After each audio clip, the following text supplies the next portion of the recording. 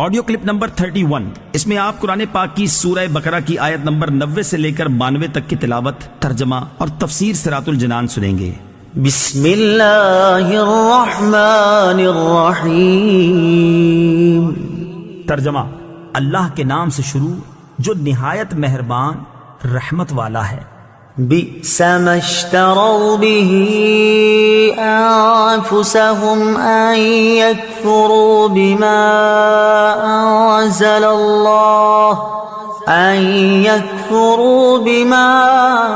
أنزل الله بغيا أن ينزل الله من فضله على من يشاء من عباده فباءوا بغضب على غضب وَلِلْكَافِرِينَ عَذَابٌ مُهِينٌ۔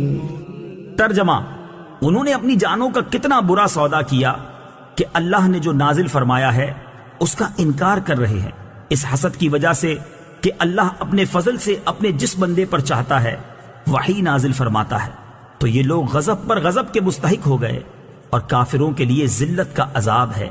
بئس ما اشتروا به انفسهم، انہوں نے اپنی جانوں کا کتنا برا سودا کیا۔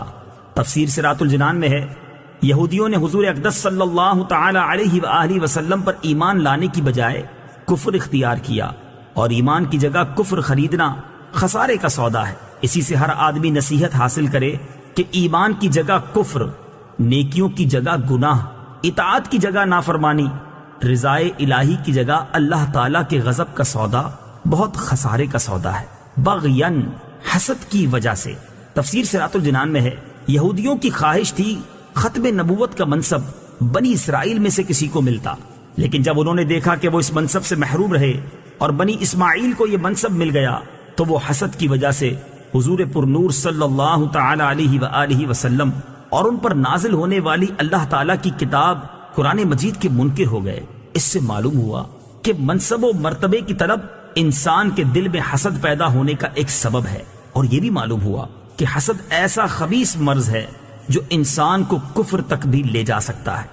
وَإِذَا قِيلَ لَهُمْ آمِنُوا بِمَا أَنزَلَ اللَّهُ قَالُوا نُؤْمِنُ بِمَا أُنزِلَ عَلَيْنَا وَيَكْفُرُونَ بِمَا وَرَاءَهُ وَهُوَ الْحَقُّ مُصَدِّقًا لِمَا مَعَهُمْ قُلْ فَلِمَ تَقْتُلُونَ أَنبِيَاءَ اللَّهِ مِن قَبْلُ إِن كُنتُم مُّؤْمِنِينَ۔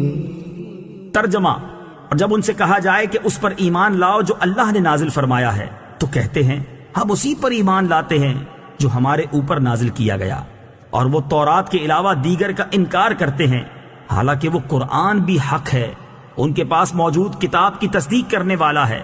اے محبوب تم فرما دو کہ اے یہودیوں، اگر تم ایمان والے تھے تو پھر پہلے تم اللہ کے نبیوں کو کیوں شہید کرتے تھے؟ وَإِذَا قِيلَ لَهُمْ، اور جب ان سے کہا جائے۔ تفسیر صراط الجنان میں ہے، اس آیت میں یہودیوں کا ایک اور کبھی فعل بیان کیا جا رہا ہے کہ جب ان سے کہا جائے کہ اللہ تعالیٰ کی نازل کی ہوئی تمام کتابوں پر ایمان لاؤ تو اس کے جواب میں وہ کہتے ہیں ہم صرف تورات پر ایمان لائیں گے جو کہ ہم پر نازل ہوئی ہے۔ اس سے ان کا مقصد دیگر آسمانی کتابوں اور قرآن مجید کا انکار کرنا تھا۔ چنانچہ اللہ تعالیٰ نے ان کا رد کرتے ہوئے فرمایا کہ قرآن بھی حق ہے اور یہ ان یہودیوں کے پاس موجود تورات کی تصدیق کرنے والا ہے، اور جب تورات میں حضرت محمد صلی اللہ تعالی علیہ وآلہ وسلم کی نبوت کے بارے میں خبریں موجود ہیں اور تم تورات پر ایمان لانے کے دعوے دار ہو، تو پھر محمد مصطفیٰ صلی اللہ تعالی علیہ وآلہ وسلم کی نبوت اور ان پر نازل کی گئی کتاب قرآن مجید کا انکار کیوں کرتے ہو؟ اور اے حبیب صلی اللہ تعالی علیہ وآلہ وسلم، آپ ان یہودیوں سے فرمائیں کہ اگر تم تورات پر ایمان لانے کے اتنے ہی بڑے دعوے دار ہو تو یہ بتاؤ کہ پہلے تم انبیاء کرام علیہ السلام کو کیوں شہید کرتے تھے؟ حالانکہ تورات میں تو انبیاء کرام علیہ السلام کو شہید کرنے سے منع کیا گیا تھا۔ وَلَقَدْ جَاءَكُم مُوسَى بِالْبَيِّنَاتِ ثُمَّ اتَّخَذْتُمُ الْعِجْلَ مِن بَعْدِهِ وَأَنتُمْ ظَالِمُونَ۔ ترجمہ، اور بے شک تمہارے پاس موسیٰ روشن نشانیاں لے کر تشریف لائے، پھر تم نے اس کے بعد بچڑے کو معبود بنا لیا اور تم ظالم تھے۔ اتخذتم العجل، بچڑے کو معبود بنا لیا۔